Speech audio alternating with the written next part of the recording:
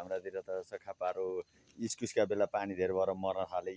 पानी धेर भएर हेर्नु न माछा माथि चढ्न छोडे इस्कुस पानी धेर भयो। पानीको पानी छ, पानीको पानी कति हो कति पानी। उग्र पत्तान पानी परेको परे दिनरात घाम कहिले लाग्छन् जत्तिकै भइसक्यो।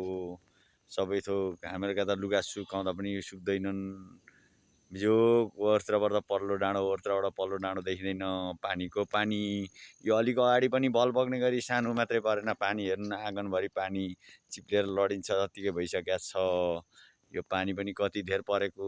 ओर्त्र माथो गरेर देखिँदैन, तल्लो गरेर देखिँदैन। हरेक पर्त्रका केही चिजहरू देखिँदैन।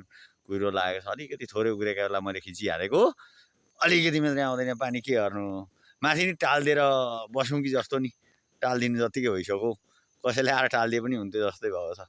त्यो तलदेखि नै औलातिर गयो हुन्थ्यो नि। हेर तलका मान्छेलाई बिजोग भएको छ। यहाँ हाम्रातिर पानी परेर यो सुर्के तेह्रथुम जिर्खिम तितिर यता यो हाम्रातिर त कति परेको।